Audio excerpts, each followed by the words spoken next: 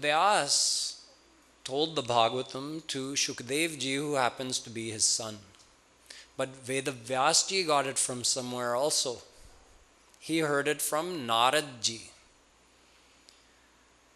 Narad heard it from his father, Brahma. And Brahma got the Bhagwatam from Shri Krishna himself. Shri Krishna gave the knowledge of Bhagwatam to Brahma. That same knowledge he gave to his son Narad ji, Devarshi Narad. The same Bhagwatam Devarshi Narad gave to Vedavyas ji. Now Vedavyas ji, before he got this Bhagwatam from Narad ji, he had done a lot of work, important work. What did he do? He rewrote all of our scriptures of Sanatan Dharma. Start with Vedas. Ved is 1,00,000 mantra. One mantra is like the one I did at the end of my Vandana. Yo brahmanam vidadhati purvam yo vai vedanscha prahinoti tasmai tagvangha devamatma buddhi prakasham mumukshurvai sharanamaham prapadye. That's one mantra. 100,000 of those makes up Ved. Veda is divided into 4 parts: Rig Ved, Sam Ved, Yajur Ved, Atharva Ved. But put together, originally it's 100,000 mantras. He reproduced all of that because Ved is older than just 5,000 years. Ved is anadi. It has no beginning. It's reproduced on the earth as required, but it's an eternal knowledge. So Vedavyas ji had rewritten all of that and taught it to his disciples. Add to that 6 darshan shastras: Nyay, Vaisheshik, Purva Mimamsa, Sankhya, Yoga, and Vedant, Uttar Mimamsa, also known as Brahma Sutra. He himself is the author of the Brahma Sutra, but he also reproduced the other 5 darshan shastras that had been produced previous to him. So he rewrote all of that, made sure it's available in the world. On top of that, he wrote 17 Puranas. The Puranas in total is another 4,00,000 shloks. Ved is 100,000 mantras. The Puranas all taken together are 400,000 shloks. So he produced 17 Puranas. The 18th Purana is the Bhagwatam. He didn't produce that one at that time. So 17 Puranas. On top of that, Mahabharat, another 100,000 shloks. Included in Mahabharat is the most famous Gita, Srimad Bhagavad Gita, 700 shloks, an excerpt of the Mahabharat. On top of that, Valmiki Ramayana, the original Ramayana in Sanskrit, he reproduced that, 25,000 shloks. And after having done all of that, what a gift to humankind. How much knowledge. Everything required for living your life in the world and for attaining God. Yet he was still feeling restless. You know, when you had a lot of things to do and you try to accomplish all of it, and you think you're done, but there's something nagging at you, like, I feel like there's one more thing I was supposed to do. What was that? And you can't remember? Vedavyas ji was in that state. He's sitting on the bank of Saraswati River near his ashram, and he's just perplexed. Why do I have this feeling that something is left out? What's left? I produced Vedas, Puranas,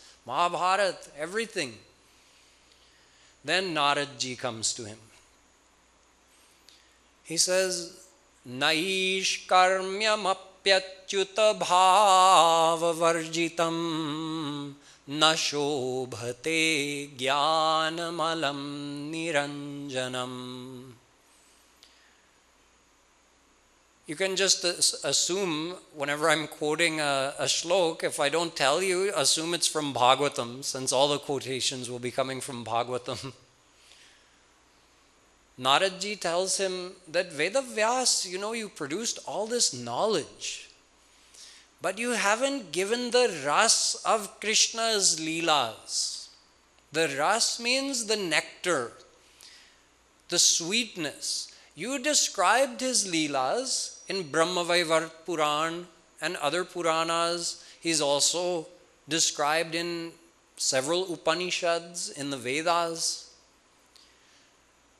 But you didn't put the bliss of Shri Krishna's leelas in that description. It's like a factual description. Write Shri Krishna's leelas with the bliss in there, so that when people read that or they hear those leelas, then Shri Krishna himself enters into their heart. That's what you didn't do. So Vedavyasji, you have to write Bhagwatam.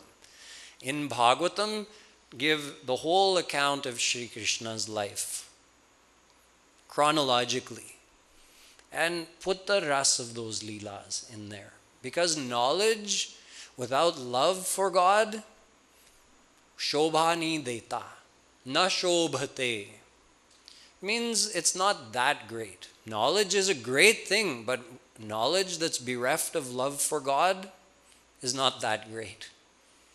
So write the Bhagwatam. So that's how Naradji, who had gotten the knowledge of Bhagwatam from his father, Brahma, who had gotten it from Shri Krishna, Naradji gave Bhagwat to Vedavyasji. Then Vedavyasji wrote the Bhagwatam. Now, having written it, when he's written such a great thing that actually has the bliss of Shri Krishna in it, imbued in it.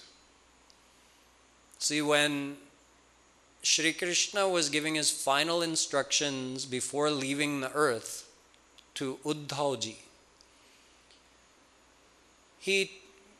and this is all actually, this whole conversation between the two of them is in the 11th canto of the Bhagwatam. It's called the Uddhav Gita, because like Arjun was asking questions and Shri Krishna was giving answers in Bhagavad Gita, in 11th canto of the Bhagwatam, Uddhav is asking questions and Shri Krishna is giving answers. So at the end of this conversation, Shri Krishna says, now you go up in Himalaya and stay there in Badrika Ashram. He's giving Uddhav instructions. And I'm leaving. I'm going back to my divine abode. So Uddhav said, how can you leave? How will the devotees worship you? What about someone who wants to meet you? Shri Krishna says, don't worry. I'm putting myself in the Bhagwatam. So Bhagavat literally means the body of Shri Krishna. Like it is Shri Krishna. So it's a very special thing. The bliss, see, each scripture is divine and it relates to a particular type of divine bliss. The bliss of the Gita is of one type. The bliss of the Bhagwatam is actually further enriched than the bliss of Gita. I'll get into that more later, or possibly tomorrow. But what I'm getting at is that not just anyone could be qualified to hear the Bhagwatam and retain the actual divine bliss imbued in the Bhagwatam. Because if you haven't done that, you haven't understood the Bhagwatam. You have to experience Bhagwatam. So who could be qualified to hear the Bhagwatam now that Vedavyasji has produced it? He was in another dilemma. Now I've written it, who do I teach it to? How do I pass it down? None of my disciples in my ashram to whom I've taught Vedas, Vedant, other 17 Puranas, none of them are qualified. Who can I teach it to? So his son, Shukdev ji, was a Paramahans. Paramahans means someone who is totally absorbed in the bliss of formless God. Nirakar Brahm. Ved says, Dve vav brahmano rupe murtan chaiva murtan cha. This means God has two aspects. One single God has two aspects. Murt and Amurt.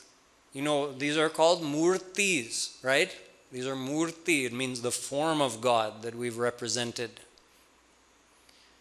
So God is Murt, He has a form, and simultaneously He's Amurt, or we could say Nirakar, without form. The same God, He's the abode of contradictions, simultaneously existing opposites in the same place. How can you be both formless and have a form, and exist omnipresently in both ways? Don't ask.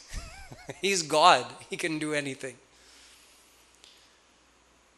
So, in general, those who have attained God, they've either attained the personal form of God like Ram, Krishna, etc., or they've attained formless God.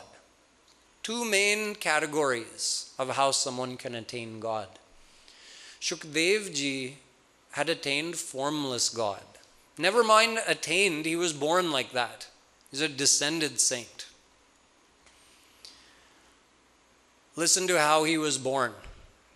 Very different than how you and I are. His mother, her name was Pingla Devi. Yesterday I was with Shyam and we drove by a road called Pingla Street or Pingla Road. So it reminded me of Shukdev ji and his mother Pingla Devi. So Pingla Devi was pregnant with Shukdev ji, but he didn't come out even after years. He stayed inside her womb. She didn't have discomfort, but he wouldn't be born. So after 12 years, his father, Vedavyas ji, says, "Oh son, what are you doing in there? Come out." Shukdev ji says, "Father, you know, I've heard that as soon as a baby is born, that Maya takes over and he forgets all about God and just starts running after worldly pleasures. I don't want that to happen to me. I'm afraid of Maya, so I'm not coming out." Vedavyas ji said, "Shukdev, you don't have to worry.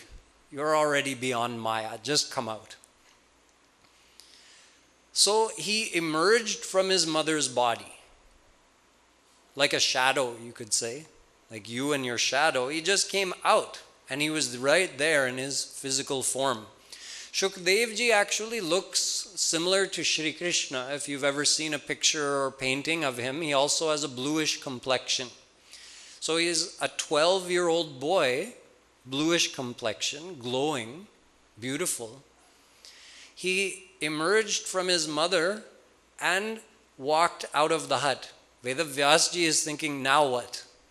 First, he didn't come out for 12 years. Now, as soon as he comes out, he's walking off into the jungle without saying a word to anybody.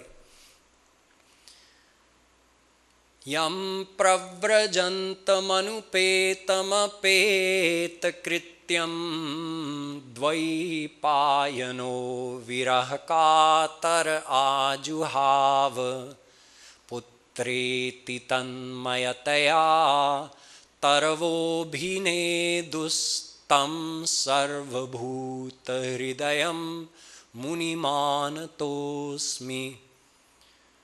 The Bhagwatam tells this part of the story that Shukdev is going off into the woods, into the jungle, and Vedavyas ji, his father, is following behind, calling, "Oh, my son, where are you going? Come back." And Shukdev ji is totally absorbed His mind was absorbed in formless God. See, formless God is everywhere, including permeating us. So when Shukadev ji looked around, all he saw was himself everywhere. All he heard was himself. All he smelled was himself. All he thought was himself. He was totally absorbed in formless God. So he paid no heed. Never mind paying heed. First you have to hear someone's calling you, right? Before you're going to say, oh, what? What can I do for you? The words never even penetrated into him, even though his father was nearby. And he kept walking. He passed by a pond where there were some apsaras bathing. Apsaras are celestial maidens from Swarg. Shukadev ji just passed by and kept going. Now Vedavyas ji, who's quite elderly, he has long hair, gray hair matted on his head, long gray beard. He is also following behind his son, and when those apsaras saw Vedavyas ji, although they had paid no notice to Shukadev, when Vedavyas ji came by, they all covered themselves out of modesty. Drishtva nuyantam rishimatmajamapyanagnam devyo hriyan paridadhur nasutasya chitram tadvikshya prichhati munau jagadustavastistri pumbhida natu sutasya vivikta drishte. Vedavyas ji, seeing this, he stopped and questioned them that my son, who is practically a teenage boy, just walked by you and you didn't have any sense of modesty in front of him, and you're behaving so modestly in front of me. Why the difference? So they replied that you could see in his eyes that for him there was no difference between a tree and a rock and a woman and a cloud, and everything was the same, as all Brahm for him. There was no difference in his drishti and what he was seeing. But Vedavyas ji, you were noticing that's a tree, that's a rock, that's a woman. So seeing that, we became modest. So Shukadev ji was in that state, totally absorbed. Eventually, Vedavyas ji couldn't go any further ahead. Shukadev went on into the jungle, and when it got too thick even for him to walk, he sat down in Brahma-leen state. Leen means your mind is totally absorbed. So it was in that state that two of the young boys who were disciples in Vedavyas ji's ashram, they found Shukadev ji like this some time later. They were out gathering firewood in the jungle, and they found Shukadev ji, and they were so curious seeing this beautiful glowing boy who was sitting in samadhi in the jungle. And they tried calling to him, they even tried shaking him. There was no reaction. So they went back and told Vedavyas ji, and Vedavyas ji said, I know who that is. That's my son, Shukadev. And now my problem is solved, because he is the one who's qualified to hear the Bhagwatam. But there's still one little glitch. He's absorbed in Brahma-leen samadhi. He's not hearing any word. No one can arouse him. So how am I going to teach him Bhagwatam? He's not hearing anything. So let me do this. He wrote down one shlok of Bhagwat. And he gave it to those two boys. And he said, go and sing this near Shukadev ji. They said, sing what? He can't hear anything. We were just screaming in his ears. There was no reaction. He said, no, just go and do it. You'll see. So they went and they sang this shlok in front of Shukadev ji. Shukdev Ji's eyes fluttered open briefly. How? Is one shlok of Bhagavad? Yes. In that shlok, remember, the bliss of Shri Krishna is imbued. So it was a description describing Shri Krishna walking with the cows and gwalbals through the beautiful, lush, green, rolling hills, entering into Vrindavan. And it describes how is he dressed, how are his eyes, how is his smile. Like the roop dhyan we were doing, that type of thing. Except Shukdev Ji is already a divine personality. He's already attained formless God. So his level of roop dhyan and our level is very different. When he heard that shlok, he actually saw Shri Krishna for real. It wasn't just a description for him. He saw the whole thing happening and Shri Krishna looked right at him. So he opened his eyes in excitement, but then he again closed them. Why? Because he thought, he's so beautiful. He had a desire in his heart. I want to meet him. But he thought, he's so beautiful. Why would he come to me? No. He just closed his eyes, went back into his samadhi, absorbed in bliss of formless God. The boys came back and reported to Vedavyasji what happened. Vedavyasji wrote down another shlok from Bhagavat. The boys went and sang this one. Aho vakiyam stankalkutam jighansaya payayadapya sadhvi lebhe gatim dhatriuchitam tatonyam kam va dayalum sharanam vrajema. This shlok is describing his kindness, how he goes out of his way to grace somebody. He's looking for any reason to go to a soul. Specifically, it's talking about Putana.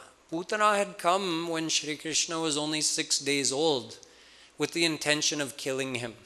And her plan was that she smeared Kalkut Vish, the most deadly poison, on her breast and then suckled Shri Krishna. And Shri Krishna drank the milk. But instead of him dying, Putana died. But he said, she came to me as a mother, so I have to give her my divine abode. He sent her to Golok abode. Imagine a demoness, a Rakshasi, who came to him with the intention of killing him. He found some excuse. He said, she came to me as a mother, let me grace her with my divine abode.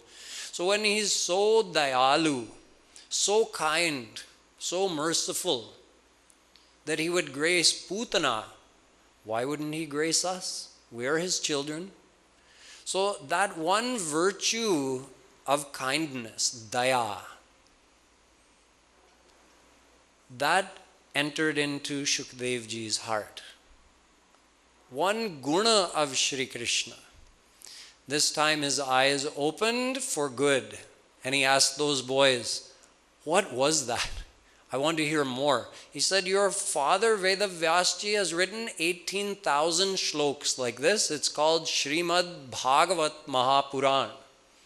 And he wants you to learn it. So please follow us back to his ashram. So Shukdev Ji went and listened to the whole Bhagavatam from his father. What does this story illustrate is that within the divine phenomenon, there's different levels of blissfulness, although all of them are infinite.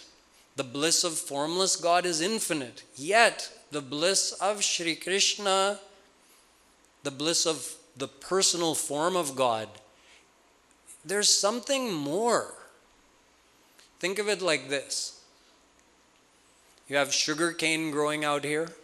You can go out in the field and cut it and chew on a little bit of cane. It's sweet, right? But if you refine it, it becomes sweeter. You make jaggery out of it, gura. Further refine that into chini, white sugar. Further refine that into those little hard cubes we call mishri. It keeps getting sweeter and sweeter and sweeter and sweeter, more and more concentrated. So a little bit of mishri is equal to that much cane. Something like that. The bliss of formless God, even though it's also infinite, but it's somehow further intensified and enriched in the leelas and the virtues of the personal form of God. So just like if you have a cup of water and it's totally full to the brim, you can't put more water in, but you can put honey in there because the honey is heavier. It will displace the water. So the bliss of Shri Krishna's beauty and the bliss of his kindness was able to penetrate that state of samadhi of Shukadevji where no material word could penetrate, no material sound could penetrate. And yet that shlok, which was imbued with the bliss of Shri Krishna's beauty and kindness, those were able to penetrate his samadhi and he became totally aware. Now he's seeing and hearing and he has a desire to hear more. Now he's forgotten about his bliss of formless God and he just wants to submerge himself in the bliss of Shri Krishna's virtues and leelas. Atma Ramascha Munayo Nirgrantha Apyurukrame Kurvantyahaitu Kim Bhakti Mitham Bhuta Guno Hari.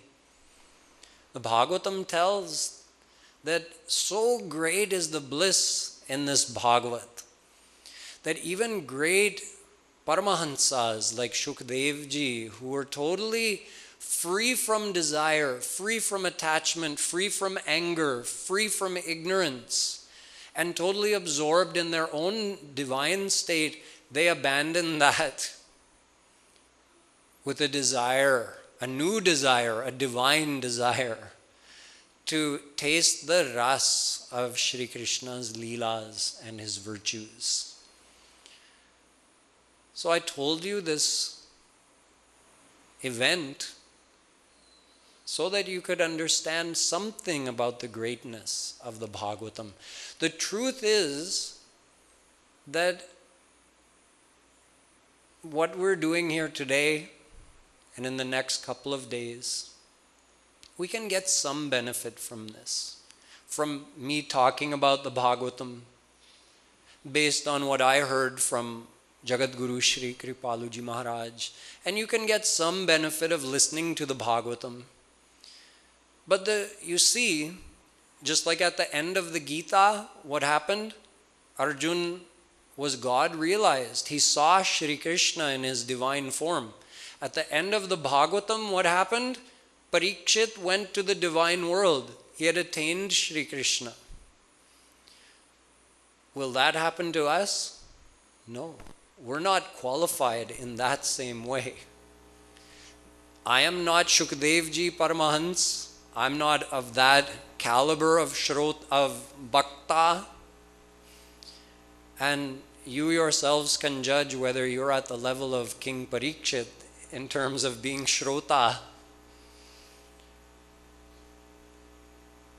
So we're not going to actually understand what the Bhagwatam is. It's impossible. We would have to be at that level like Shukadevji. But it doesn't mean we can't get some benefit from hearing about the Bhagwatam. If we just listen with an open heart, with a desire to receive Shri Krishna's grace, and to whatever extent our mind is open to feel a little bit of the bliss that's imbued in the Bhagwatam, then we are getting something. That's part of the process. It's part of the process of bhakti. Bhakti, the actual reason for doing bhakti is to purify the heart.